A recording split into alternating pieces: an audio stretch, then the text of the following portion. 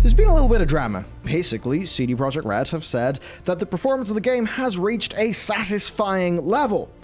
A bunch of people disagree, and it's very easy to take this all in a very, very, very bad light, but there is actually quite a bit more once you get into things. Now, of course, our overall context of the story is the launch being a shit show. They then did the hotfixes and the patches, some of which, improvements were absolutely undoubtedly made, but it wasn't enough for a lot of people. So the game is still in this situation where its stability and performance is in a far better state, but a lot of people then think about, what about the crime system? What about a lot of the things that you kind of suggested would be in the game? What's going on? And people who are worried about that, and who have then heard that performance has reached a satisfying level, they're now worried that Cyberpunk is just going to be a bit abandoned. Now that they've done the work they need to do to get it back on Sony, which of course it is back on Sony. But what is really funny is that even though it is back on Sony, Sony themselves actually don't recommend that you purchase it for play on a base PlayStation 4, which is rather funny. But as I said, it would be very easy to take this story in a fully negative light. Instead, what we have to do is actually take a look at what's really going on and what the company actually intends with this game. So, report by Andy Robinson for Video Game Chronicle, VGC, who are a great group. Right. Adam Kaczynski has said that the game is in a satisfying level in regards to its current stability and its performance. He says they've also worked on improving the overall quality, which they are quite happy about. Bugs have been removed, visual glitches, they're continuing to do things like that. But overall, what they want to do is move on to improvements to general game systems, and that is the stuff the players have highlighted. Now, if you remember the Cyberpunk Reddit, back when this game came out, and there was a humongous big mega thread that was all about people's basically missed expectations. People who were thinking about the crime system in the game maybe thought it would be a bit more than just police spawn on top of you, or the game's traffic system, where they maybe thought some, good AI would be involved and it wouldn't just feel like there's bizarre cars going around on rails where it basically doesn't really work and the facade falls apart super quick. So, that is essentially what is going on here. Stability improvements have been made. A lot of people don't actually think those stability improvements are good enough, and they're going to be transitioning over to working on systemic content. And this is, of course, all ahead of them doing a more proper next-gen upgrade, which is going to be in the second half of this year.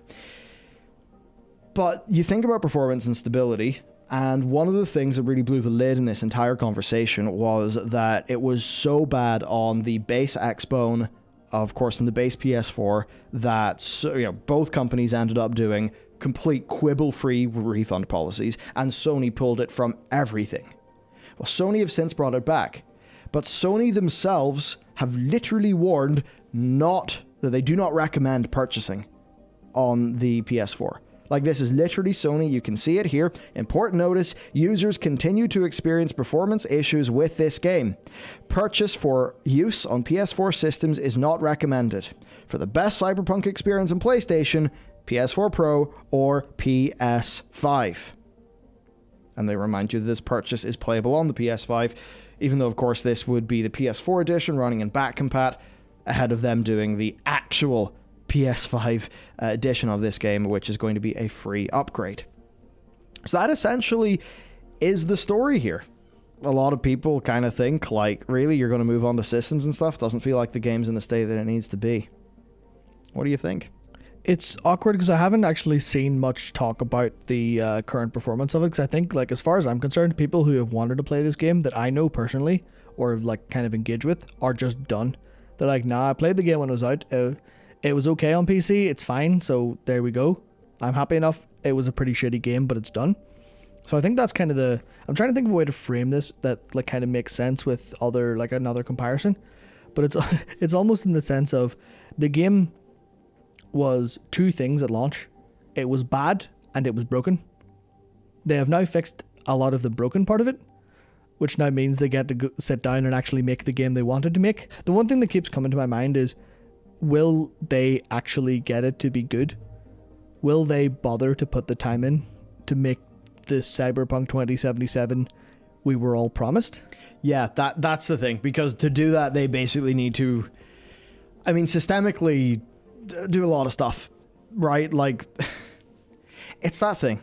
They teased this like this humongous city that would feel a bit like an immersive sim.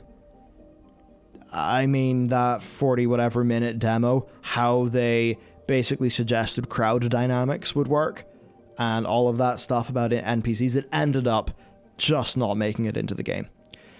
It seems to me like they have a massive amount of work in implementing things, and even one of the things we picked up on, Tyler McVicker got his hands on a gone gold copy of the game. Those were discs that were in print in October of last year, I believe, and that revealed that in the final 2 months, they did a bunch of polish, bunch of UI overhauls, and maybe even cut some content in order to hit certification. Now, the thing that I think then is, like, that is crunch development. And we know that it was too. So is that code going to be great? How much technical debt has that team actually accrued? I think we almost know how much technical debt they've accrued, because they've now fixed most or some of the performance problems in I'll check my watch for effect in July. The game was out. Well, the game was supposed to be out the first time over a year ago now, and they just kept pushing, and we can assume they were crunching, or at least some members of the team were crunching, be that optionally or not, like, forced. But if you think about who had to crunch the most, it's going to be those really key staff who are doing some of those really, really key systems. In which case you're like, hello there, senior programmer. We know that you are incredible at sticking to code practice and all of that. But also you are working 90 hours a week, and this entire thing basically hinges on you and your team. Like, are those people going to produce the best code in the universe? No.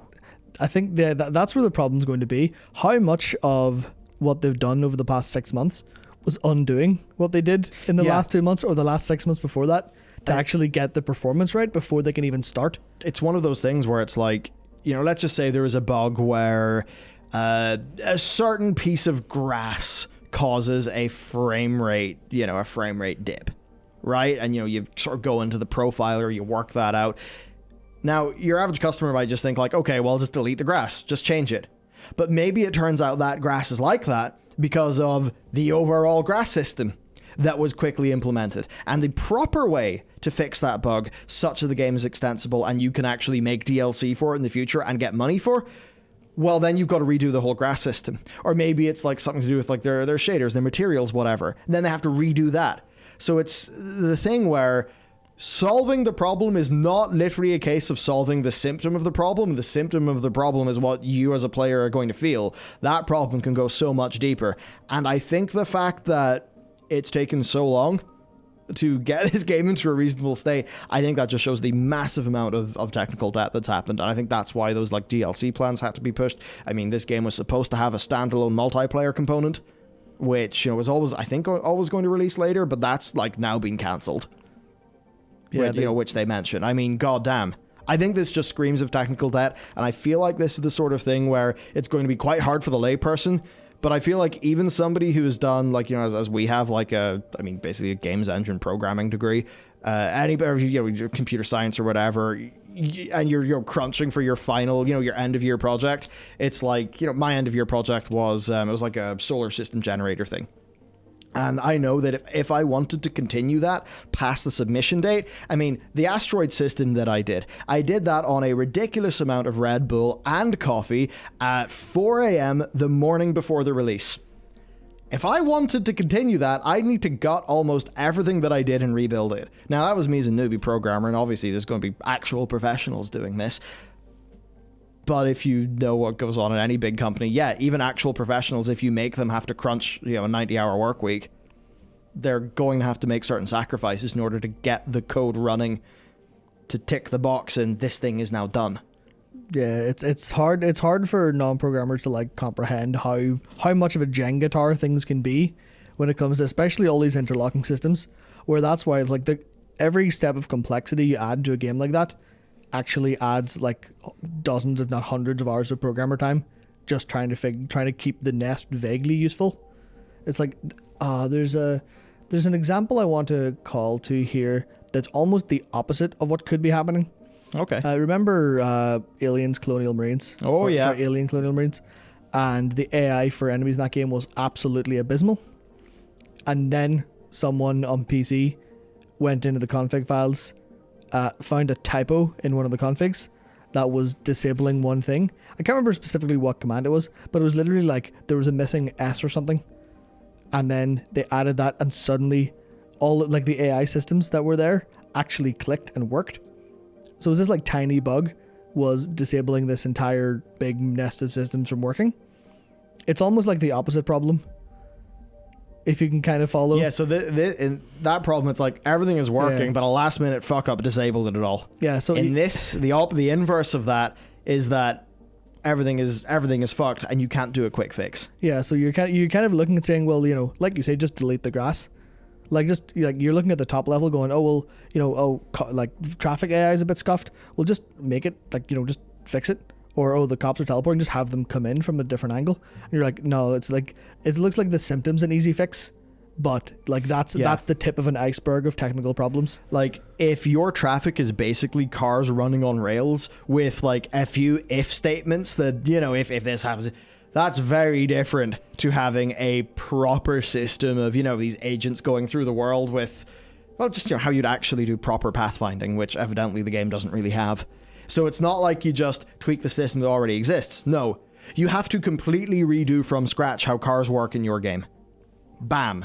And that could even impact your NPC logic and a whole bunch of other things, because then your AI for your NPCs, what if that is done in a way that is supposed to mesh with the old car system? So now to fix the car system, you've got to fix your stuff with your NPC AI, you've got to redo the entire car system, and then maybe that's got implications with your driving model.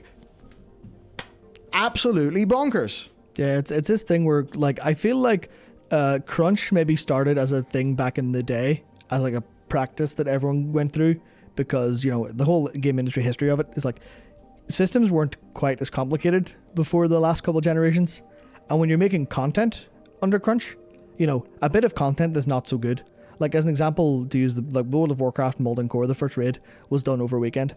Yeah, there's nothing complex in that. Like, the bosses just were sort of basically thrown together. There weren't very complex mechanics. It wasn't a great bit of content, but it existed. Yeah. But you can do that with content, and the worst case is that content isn't very good. But if you do that with systems, then you're kind of, it's the whole thing of building a house on a shaky foundation. You've just built, like, you're building the Tower of Babel of a game because they wanted this extensive immersive city sim, but by crunching system people, they've actually just built it on sand. Yeah. Which is bad enough for something that's already too ambitious to basically exist anyway.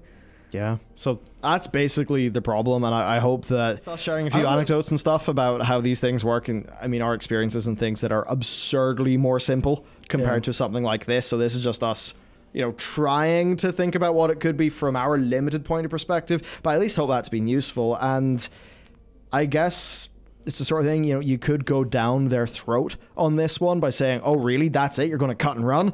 Well, no, actually, there's very, very reasonable reasons why it could take so long to fix these problems, and why you need to do a bunch of that before you can get onto fixing the systems. And then if you want to have good DLC, you're going to have to remake so many of the systems in this game to actually match player expectations. So, you know, right now, I think what they basically have had to do is, if it's a leaky dam, you know, they've put a bunch of corks in the leaks. They've tried to go in there and like fix as best they can the bits. So now it's like the cascading disaster is not the thing that they're dealing with. But now they have to re-architect the future of this game, including what it is and what it's going to be.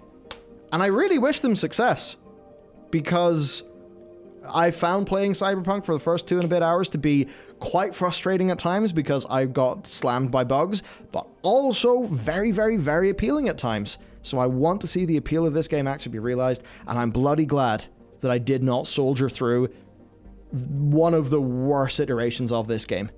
I think I'm going to play this properly whenever it gets its Game of the Year edition. All the DLCs are out, all the fixes are done, and it's closer to the vision. Yeah, patient gamers win again. Patient gamers win again, and I think that is a perfect note to end it on.